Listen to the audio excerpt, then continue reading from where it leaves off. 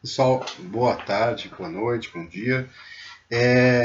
Vamos então agora para a nossa aula de ética. A nossa aula de contratos é um pouquinho extensa, então essa de ética profissional tentará ser um pouco mais concisa. Tá? Uh, Nós vimos na aula passada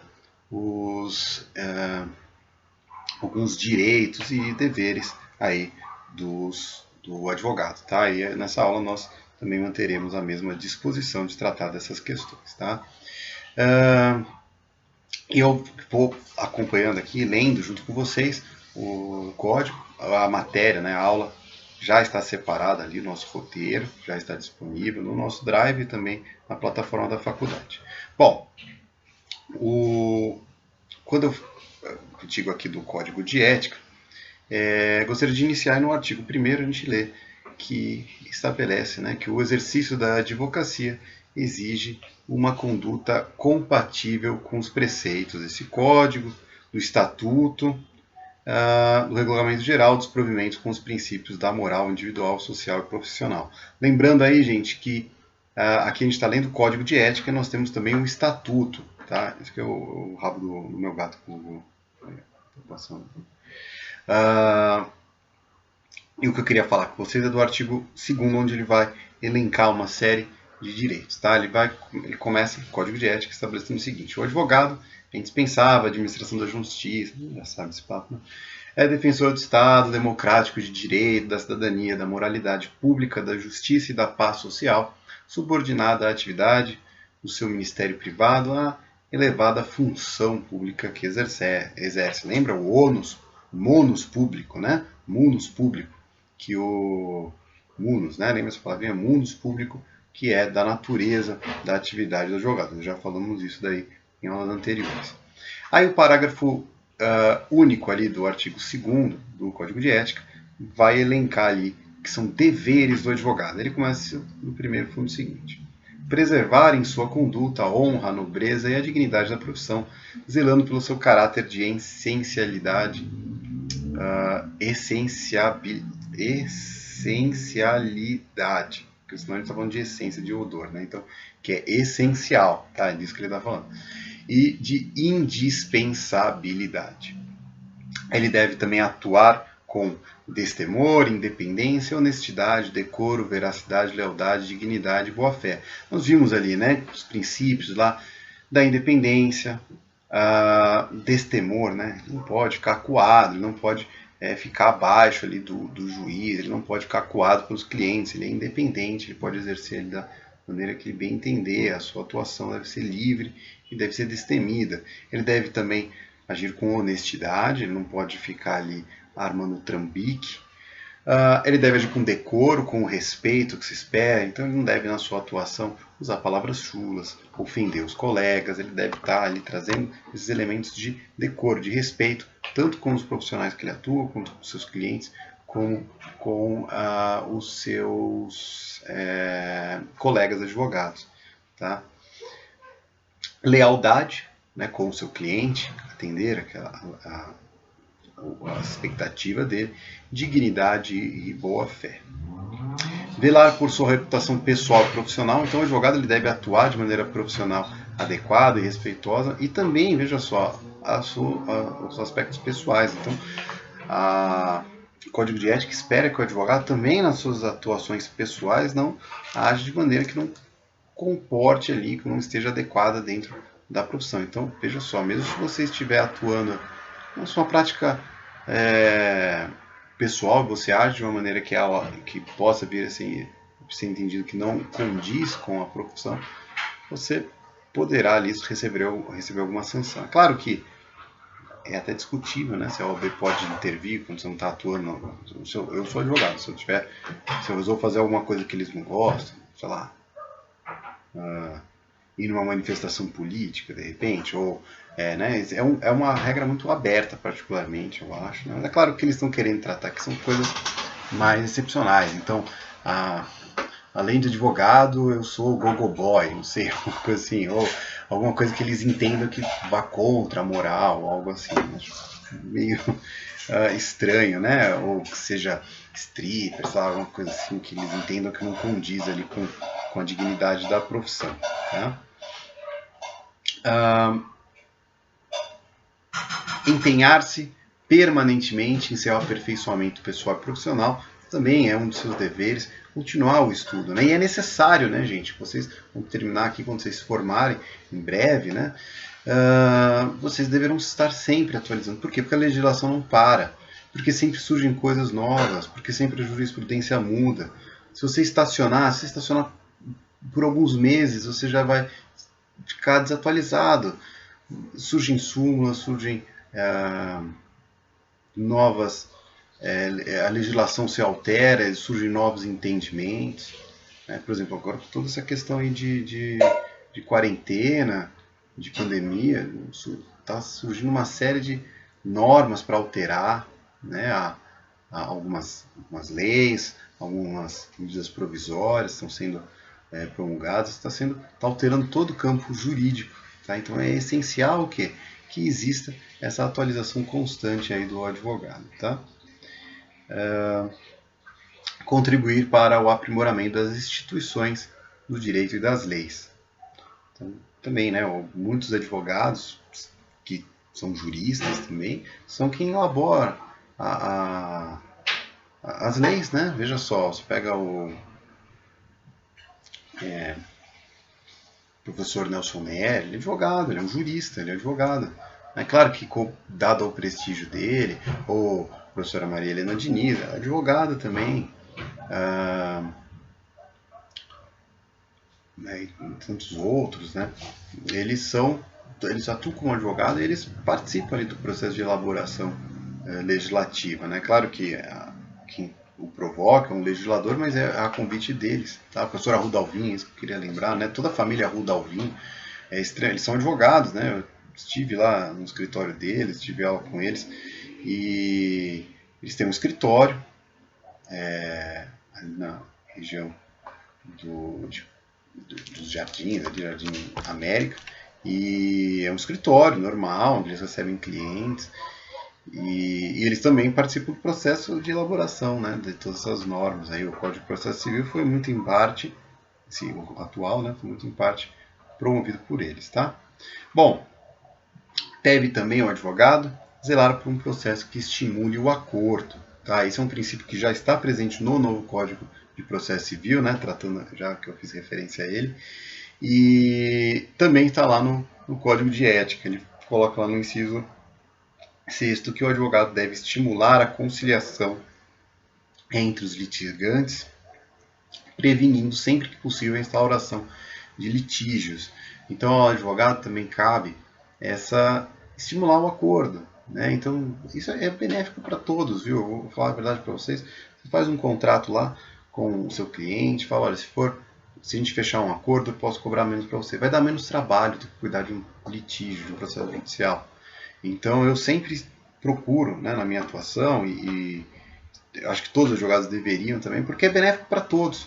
É benéfico para a justiça, é benéfico para o seu cliente e é benéfico para você também. Tá? O seu trabalho vai ser reduzido, né? Cuidar de um processo judicial sempre há um trabalho, sempre há uma incerteza no resultado. Então, se tiver a possibilidade de um acordo, sempre é válido dar essa atenção, tentar construir, estimular o acordo. Claro que você não pode sujeitar o seu cliente a uma situação de injustiça. Né? Se você entende lá, fazendo uma pesquisa na jurisprudência, percebe que o seu cliente tem direito a uma indenização de 10 mil reais e é oferecido para ele uma indenização lá, um acordo de 1.000, eu acho que você não deve estimular o teu cliente a aceitar algo que é muito abaixo do que caso semelhante ao dele tem sido dado. O direito dele é muito maior do que esses 1.000 reais. Agora, em outras situações, olha, aqui o seu caso varia de 5.000 a 2.000 reais e ofereceram para você 3. Olha, me parece bem aceitável fechar os 3. Claro que você pode tentar negociar uns 3,5, uns 4, tentar algo nessa margem, mas parece bastante aceitável concordar ali quando você está diante de uma variante de 2 a 5.000 e alguém te oferece 3. Me parece bastante adequado. Tá? Então cabe aí ao advogado fazer essa leitura até do que é válido, do que é interessante ao seu cliente, e é óbvio, né, estimular ele, né? Falar, olha, você pode ganhar 5 mil, pode ser que você ganhe 2 mil. No seu caso varia bastante, 3 mil parece acertado, tá?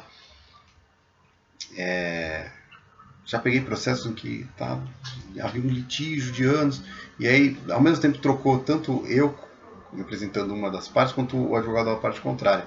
E aí, acho que os próprios clientes estavam cansados do estímulo ao litígio que os advogados anteriores faziam. E eles, acho que de maneira quase que informal, eles concordaram em tirar aqueles advogados que não estavam dando certo e contrataram advogados. Aí, um advogado que eu nem conhecia foi contratado lá para uma das partes e eu acabei assumindo por uma outra.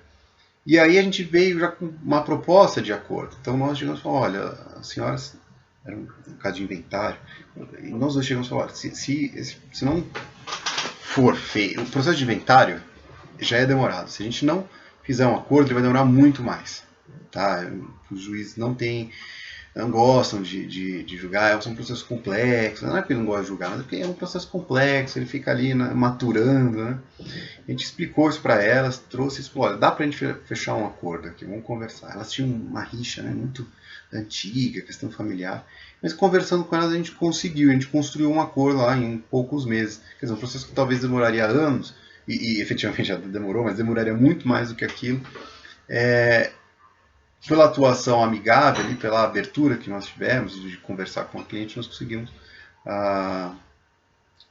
fechar ali um acordo que certamente foi benéfico a elas. Senão a gente estaria ainda brigando e elas estão ficando cada vez mais velhas, provavelmente, muito possível, elas estariam já muito idosas, ou até mesmo já haveriam falecido se o processo levasse o tempo que levaria se fosse pelo caminho litigioso. Tá? Então, aí você tem que explicar, falar, você tem que abrir mão disso para conseguir isso. Mas pelo menos consegue em vida. Né? Então, essa construção, sempre pensando no bem do seu cliente, mas também pensando na possibilidade de fechar ali um acordo. Né? Incentivar, né, também que é advogado, incentivar a não ingressar com a tal da aventura judicial. É aquela ação que não possui chance de êxito. E veja só, né, o próprio Código de Ética usa essa terminologia, aventura judicial. Então tome cuidado, porque às vezes pode aparecer na prova de vocês. Olha, aventura judicial. O advogado pode incentivar, não deve incentivar o cliente a ingressar com uma aventura judicial. Você fala, o que é aventura judicial? Né? Você tem que entender, a aventura judicial é uma demanda, é essa ação que a chance de êxito é irrisória. Né? Então aquele pedido liminar que não tem a menor chance de conseguir, ou aquele processo em que não tem prova, de que não tem base legal. Né? Mas aí você fala, vou pegar esse processo aí só para cobrar alguma coisa. Não pode fazer isso, tá? Você pode até responder ali por estimular o ingresso de uma aventura judicial. Tem muito advogado que faz isso para pegar o cliente, né? O cliente chega e fala, esse caso aqui, esse caso não tem jeito. Você fala, não, vem cá que tem. Pô, não pode fazer isso, né? Primeiro que você vai ficar mal com o teu cliente, vai criar uma ilusão de que ele vai conseguir alguma coisa, ele não vai conseguir, você vai frustrar ele, pode ter consequências para o seu lado, e você estaria ali, obviamente, infringindo a sua atuação como advogado. Vai trabalhar à toa, não vai ganhar quase nada. Quer dizer, não é bom, como diz para você, agir na má fé, agir de maneira a prejudicar seu cliente, é ruim a todos. Tá? É ruim para a justiça, é ruim para a sua profissão, é ruim para o seu cliente, para o seu nome, certamente não vai ser algo que vai lhe propiciar. Você fala, mas eu estava precisando de um caso, não vale a pena. Né? Não vai resultar em nada.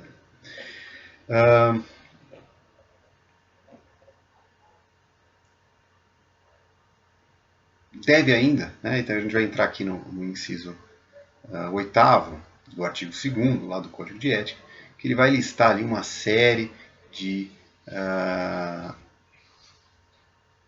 fatos, de pontos do qual o advogado deve abster-se. Então ele começa a abster-se. Né, de utilizar de influência indevida em seu benefício ou do seu cliente. Não vai poder ali usar alguma influência que ele tenha como advogado ou como, de repente, alguma função que ele acumula. Então, ele não vai poder utilizar essas influências pessoais dele para benefício próprio do seu cliente. Conhece o chefe do cartório, conhece o juiz, ele não vai poder utilizar desse desse artifício, tá? Patrocinar interesses ligados a outra atividade estranha da advocacia, nós já vimos, né, que ele não vai poder misturar ali a sua atuação com o de um contador, com o de um cartorário, com o de um corretor de imóveis, com de um publicitário, de um médico, tá? Ele não vai poder atuar dessa maneira, né? Patrocinar interesses ligados a outras atividades. Vincular seu nome a empreendimentos de cunho manifestamente duvidoso, então a gente pode incluir até aqueles, então colocar o teu nome ali num esquema de pirâmide. Você pode fazer isso com um advogado, que nem o Ronaldinho lá acabou fazendo? Não, né? Se você vai colocar o teu nome, colocar a tua credibilidade, você fala, gente, fica tranquilo, esse esquema aqui de pirâmide, esse esquema, né? Não vai falar que é de pirâmide, né? Esse esquema aqui é bom, eu sou advogado, pode confiar em mim. Vocês começam investindo 5 mil reais e aí em menos de 2 meses você está recebendo 15 mil. Eu posso usar o meu nome como advogado falando que aquele negócio é legal, que aquilo é certo? Não, não posso, tá? Por sinal, né, gente, tudo que você investe em dinheiro e recebe 3 vezes mais em alguns meses é furada, né? Qualquer outro rendimento aí, 1% já é muito, imagina o que vai te dar 150%. É sempre furado, né? Não caiam nessa, pelo menos. Emprestar concurso aos que atentem contra a ética, a moral e a honestidade, né? Também não vai poder se associar, dar atenção, promover aqueles que também, ainda que não seja ele, mas que pratiquem esse comportamento indigno, tá? Honestidade é a dignidade da pessoa humana, tá? Também tá aqui. Entender-se diretamente com a parte adversa que tenha patrono constituído sem o assentimento dele. Veja só, hein, gente, isso é bastante interessante e bastante prático, do qual eu já tive advogados que desrespeitaram com bastante frequência essa linha, tá? No qual estabelece que se você está representando o seu cliente e a parte contrária também tem um advogado e o cliente dele. Eu, como advogado, não posso diretamente falar com o cliente, eu devo falar com o seu advogado, tá? Ele que o representa. Eu não posso, vamos supor que eu quero fazer uma proposta de acordo. Tem lá uma ação judicial, estou representando o autor e tem um advogado representando o réu. Eu ligo diretamente para o réu pedir, oferecendo um acordo para ele. Eu posso fazer isso? Não, não posso. É uma infração do Código de Ética. Eu devo entrar em contato com o advogado dele. Professor, e se não tiver advogado? Aí tudo bem, aí você pode. Tá, no caso de juizado especial, né, nós vimos também, já aqui no nosso curso, as situações excepcionais em que o advogado não precisa, no qual não é necessária a presença do advogado. Lembra, o juizado especial, até 20 salários mínimos, a justiça trabalhista, né, quando representado por um reclamante, as ações administrativas. Então, caso seja um procedimento que não exija a presença do advogado, você obviamente pode procurar e falar diretamente com o cliente. Agora, salvo essa situação excepcional, sempre você deverá procurar o advogado da parte, não entrar em contato diretamente com o advogado, com a parte, tá bom? Professor, mas as partes podem entrar em contato? Sim, as partes elas podem. Tá? Fala, olha, cara, vamos fazer um acordo aqui? Tudo bem, não teria problema. Tá?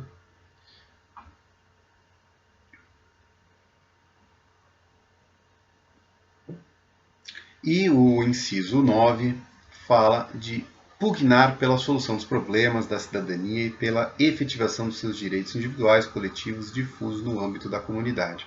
O advogado também deve buscar, né, atender ali a sua comunidade, refletir o seu conhecimento em prol da sociedade. Né? O advogado ele é um privilegiado, ele entende dos direitos, então ele deve, se valendo desses seus direitos, buscar beneficiar a sua comunidade, aqueles que estão ao seu redor. Tá? Outro ponto que eu queria tratar, e é bastante importante deixarmos claro aqui, é a questão da igualdade hierárquica.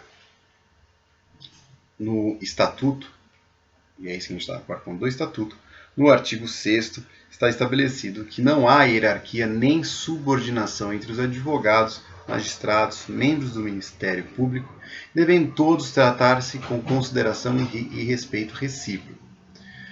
O parágrafo único fala que as autoridades, os servidores públicos e os serventuários da justiça devem dispensar ao advogado, no exercício da profissão, tratamento compatível com a dignidade da advocacia e condições adequadas de seu desempenho. Então, primeiro, né, não há hierarquia, o promotor não está acima do advogado não está acima do juiz, o juiz não está acima do advogado. E os funcionários ali também devem atender, propiciar que o advogado consiga ter acesso ao processo, que ele consiga peticionar, que ele consiga protocolar. Vamos por um fórum ali que está com goteira, o advogado não consegue entrar ali, está numa situação, está cheio de água, está com dedetização, está um cheiro horrível. Quer dizer, o advogado não pode ser exposto a uma situação humilhante ali. Os funcionários, todos eles têm que atender o advogado de maneira digna da sua profissão, com o respeito que se espera a qualquer um, né? Não só o advogado, mas aqui, como a gente está falando do Estatuto da Ordem, da atuação do advogado, é óbvio, a gente está falando da atuação do advogado. Lembrando, né, gente, que o juiz, que pese o juiz não ter uma hierarquia em relação ao advogado, ele tem controle da sala de audiência, ele tem poder de polícia da audiência, então ele pode, por exemplo, se o advogado está sendo desrespeitoso, se ele está conturbando, ele pode encerrar ou pedir o afastamento, ou a retirada momentânea do advogado, se ele estiver exaltado. Inclusive, se ele estiver ali em vias de agredir, se ele está ofendendo, ele pode chamar, inclusive, a polícia para o retirar. Tá? Aconteceu um caso até, não sei se você se recorda, aquela advogada foi retirada, né? Só que ela deveria ter sido retirada na presença de um membro da OAB. Tá? Não vou entrar nem nos pormenores, eu acho que ela foi injustiçada naquele caso. Aquele caso me chocou bastante, fiquei bastante revoltado com a postura ali da juíza naquele caso, né? Tanto que depois até acabou sendo mesmo entendido que a juíza agiu excedendo seus direitos. Se vocês não se recordam, procurem aí, eu até tinha salvo no meu YouTube, depois eu até coloco para vocês, se eu encontrar. Infelizmente a gente vê o vídeo só do meio para o fim, não sabe o que aconteceu. No vídeo não, né? Não sabe efetivamente o que aconteceu no começo. Mas as testemunhas falaram realmente que a juíza agiu, né, de maneira equivocada, agiu ali extrapolando seus direitos, e aquela advogada foi retirada, algemada, né? Uma coisa extremamente humilhante. Eu não deveria estar acompanhado da OAB, aquela algemara, ela foi extremamente desnecessária. Né? Pode ser até que houvesse ali um desentendimento, mas o juiz ele tem então o controle da sala de audiência. Se o advogado está agredindo, se ele está ofendendo, o juiz pode determinar a saída dele, mas não vai poder fazer ali se não tiver bem caracterizado algo assim. Pode mandar retirar porque não está gostando do que o advogado está falando. Isso jamais ele poderá fazer. Tá? Ou porque o advogado contestou, né? Que parece que foi isso que aconteceu. O advogado contestou e aí não gostei do tom que você falou comigo, sai da sala. Não pode. Né? O juiz não pode fazer isso. Tá? Ele estará extrapolando em muito a sua limitação aí. Tá?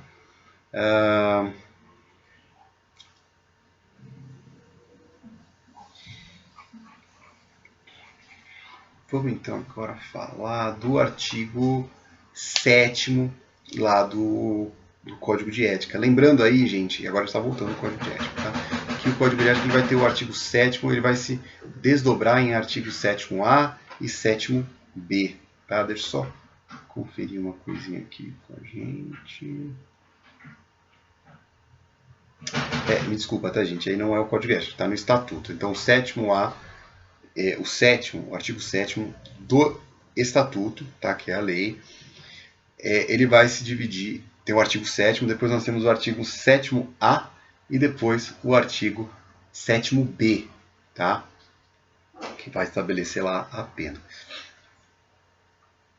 O artigo 7º-A vai listar ali que são os direitos do advogado. Então vamos ver alguns, nós iremos continuar na próxima aula, a gente finaliza, porque senão a aula vai ficar, que já estamos chegando aí quase em 30 minutos, né? Eu não queria exceder muito mais do que isso. Então vamos dar uma olhada aí nos direitos do advogado. São direitos dos advogados: exercer com liberdade a profissão em todo o território nacional. Já vimos isso, né? Não dá para sair do Brasil e atuar como advogado da OAB, dos advogados do Brasil. A inviolabilidade do seu escritório, que nós já vimos também, do seu local de trabalho, dos instrumentos, tal, né? Já vimos isso. Comunicar-se com seu cliente, pessoal e reservadamente, mesmo sem procuração, quando esses se acharem presos, detidos ou recolhidos em estabelecimentos civis ou militares, ainda que considerados incomunicáveis. Tá? Então, o preso ele tem que ter acesso livre ao advogado mesmo sem ter procuração.